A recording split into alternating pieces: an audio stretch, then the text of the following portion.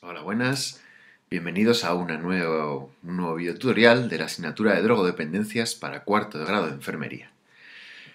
En esta ocasión, el presente videotutorial pertenece al bloque de prevención de drogodependencias y hablaremos sobre los fundamentos del diseño de programas de prevención.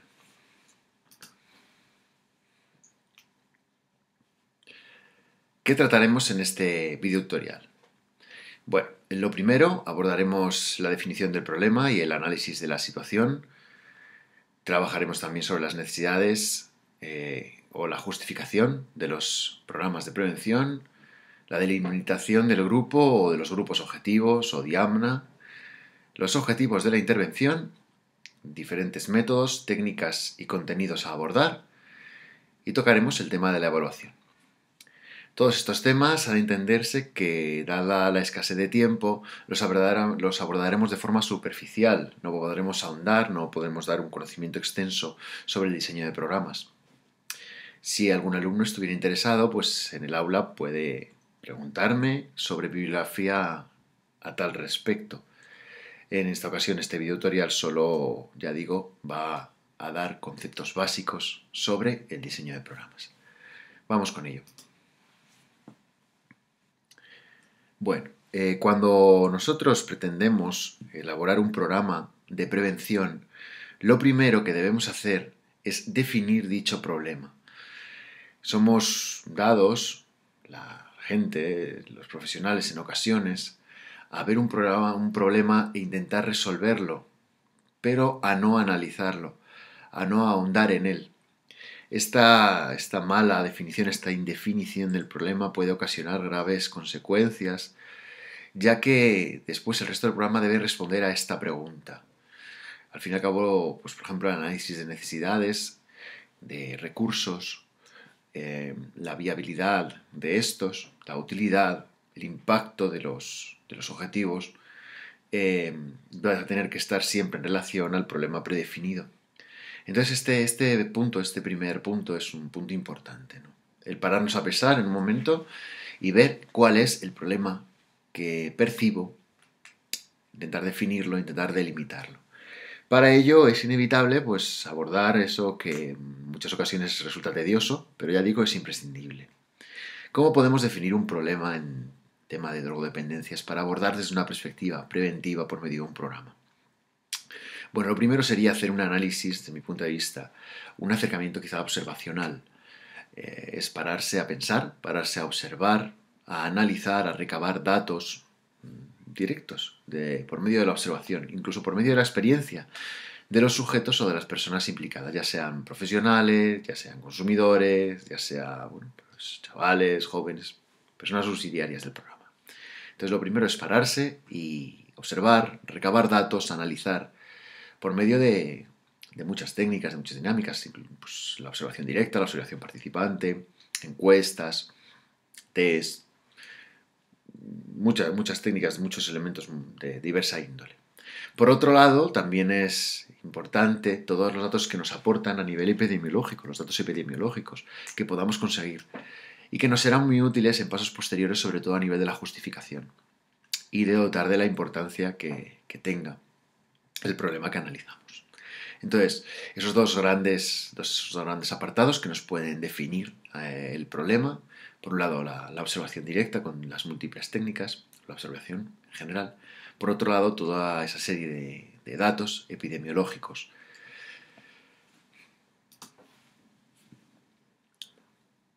Una vez recabados todos esos datos, una vez sondeado, navegado, ahondado tanto en la fundamentación, en los datos estadísticos como en las opiniones, en los fenómenos, deberíamos coger todo eso e interpretarlo de alguna forma, ¿no? Deberíamos explicar el fenómeno que define nuestra problemática. Bien, el principal problema es que el problema de las drogodependencias es tremendamente multicausal y en muchas ocasiones difícil de interpretar. Por ello, no está de más también en los proyectos de prevención explicar el fenómeno desde una perspectiva o desde una base teórica y desde un modelo o una teoría explicativa. Llegados a este punto, claro, lo lógico sería conocer los diversos modelos que existen y ampararnos, escudarnos o interpretar desde esa perspectiva teórica. Esto que a veces puede parecer tedioso, si lo llevamos a buen puerto nos puede dar mucha luz. Ya digo, nos puede ayudar a organizar muchas ideas o muchas observaciones, muchos datos que ya hemos conseguido y nos puede orientar hacia la posible solución o hacia la posible implementación de nuestro propio programa, implementación y diseño. Entonces, resulta imprescindible, por tanto, ya digo, un marco conceptual claro, una evidencia científica previa, el interpretar nuestros datos y nuestras observaciones desde ese marco, desde esa estructura predefinida, desde esa forma de interpretar la realidad que nosotros queremos interpretar, ¿no?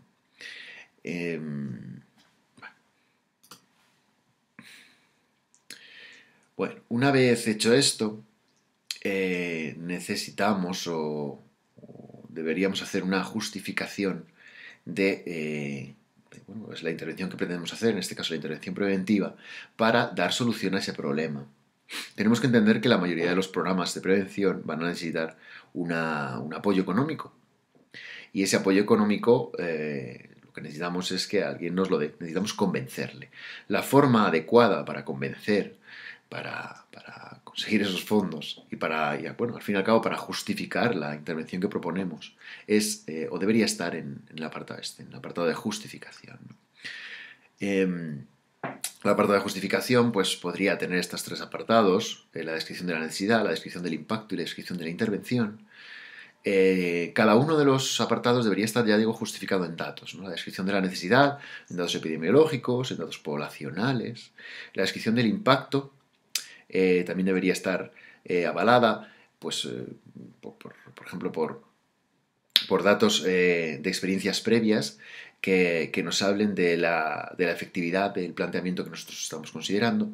Y la descripción de la intervención, bueno, pues al fin y al cabo debería también estar avalada tanto a nivel teórico como a nivel también de datos sobre la efectividad, la eficiencia de la intervención que estamos o que queremos desarrollar.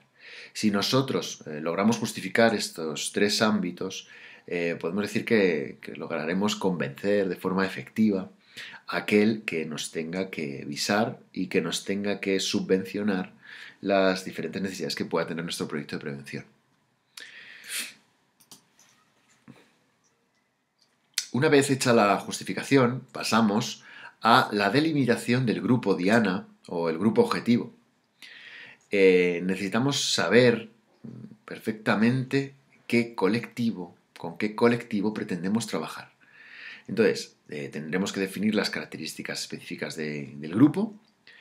Tendremos también que ver si el grupo con el que vamos a intervenir es el grupo final o subsidiario de la intervención o es un grupo intermedio. ¿Qué quiere decir esto? Lo que quiere decir es que nosotros podemos tener programas de prevención que vayan a paliar necesidades de, por ejemplo, la población infantil, pero nosotros no vamos a trabajar directamente con esa población, sino que vamos a trabajar con un grupo intermediario. En este caso podrían ser los padres.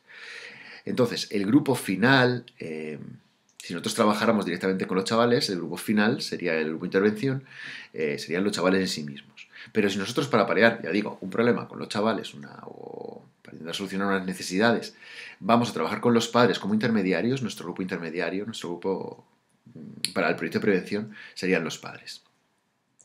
También tenemos que contemplar el tema de la accesibilidad. Muchas veces, o bueno, en ocasiones, los programas de prevención intentan trabajar con grupos que no son claramente accesibles.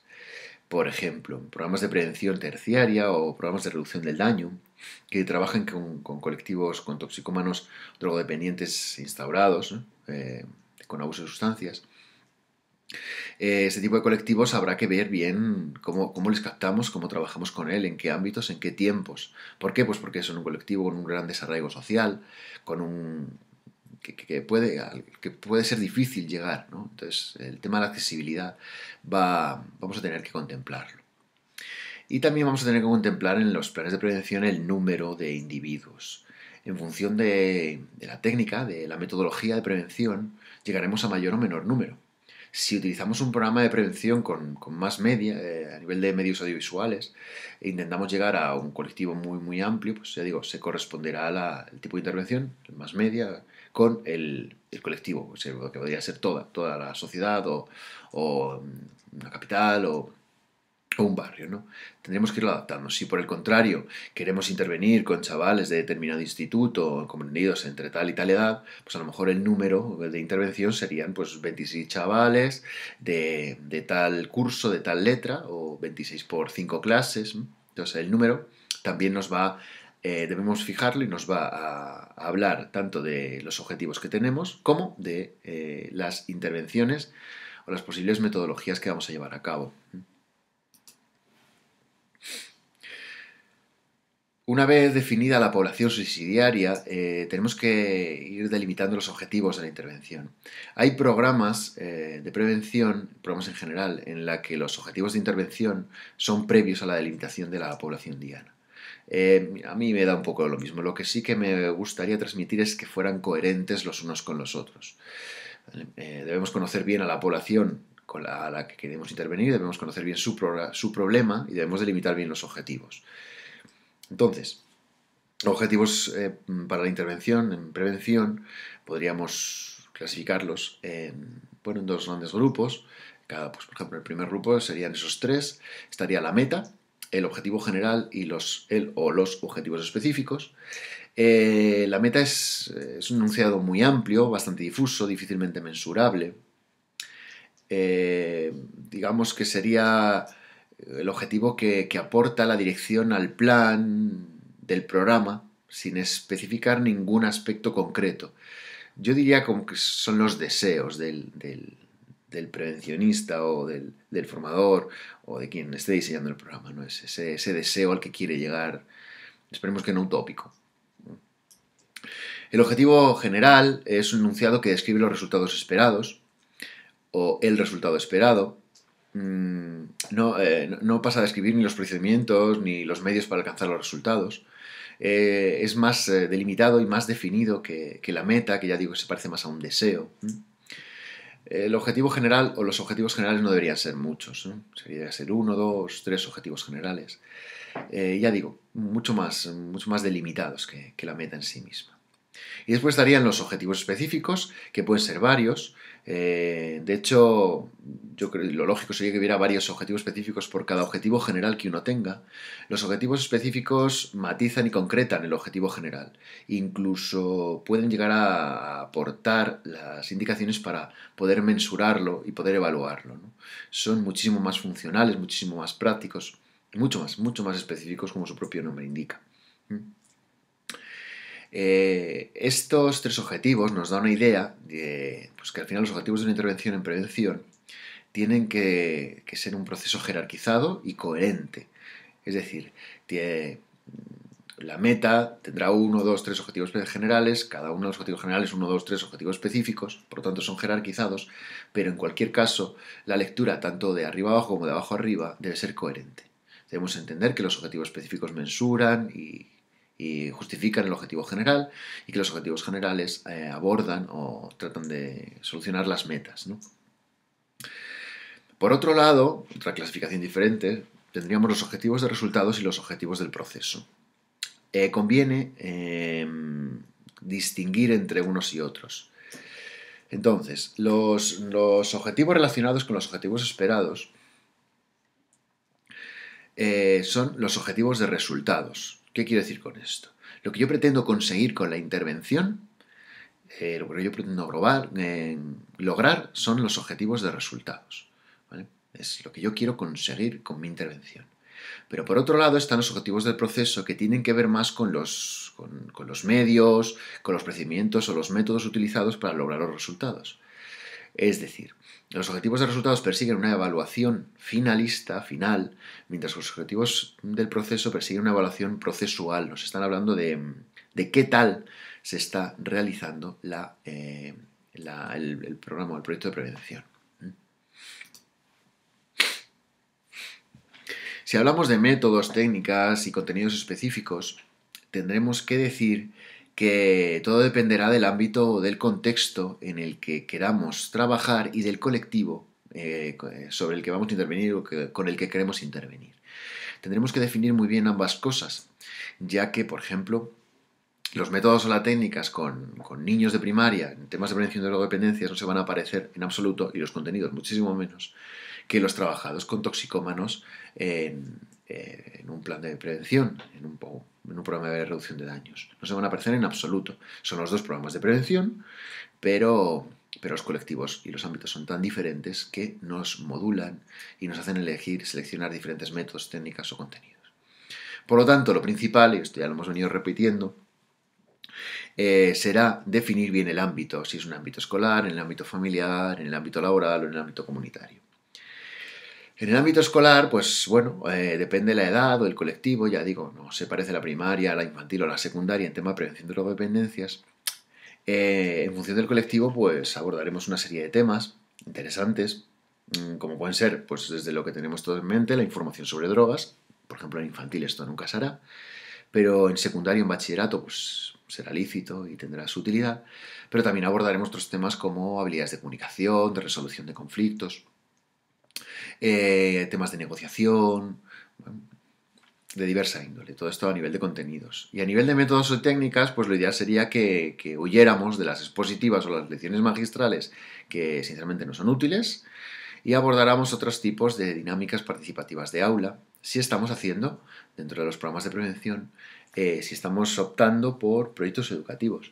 Si estamos optando por otro tipo de estrategias como oferta de alternativas, pues entonces ofertaríamos alternativas de ocio y tiempo libre, de ocio libre de drogas, actividades, ya digo, deportivas, de diversa índole. Si estamos en el entorno familiar, las orientaciones a nivel de prevención se abordarían o se abordan mucho más desde el tema de la formación de formadores o de mediadores, ¿no? El trabajar con el padre que sea un agente mismo de prevención para con sus hijos. De tal forma que los contenidos van a ser de otra índole, van a ser a nivel educativo, van a ser a nivel de, pues, de diseño y gestión de las normas, de oferta de ocio y tiempo libre para con sus hijos, de gestión del tiempo libre, de toma de decisiones, bueno, de otra índole. Y el trabajo, los métodos y técnicas, pues también serán, se lo pueden imaginar, pues mucho a través de roleplaying o las dramatizaciones, bueno, estudio de casos, análisis de aula, investigación de aula, etc. A nivel laboral, el tema de la prevención, los contenidos también pues, pueden variar, ya son contenidos más a nivel de prevención para con el asistente, reducción del consumo de alcohol, deshabilitación del hábito tabáquico, etc. Las intervenciones, bueno, pues van a ser un poco más formativas o son eminentemente formativas, ojalá esto cambie, bastante expositivas. Y a nivel comunitario, los programas de prevención pues serán de otra índole, ya no serán tan formativos, tan expositivos, sino que serán a nivel de otro tipo de estrategias, ¿no?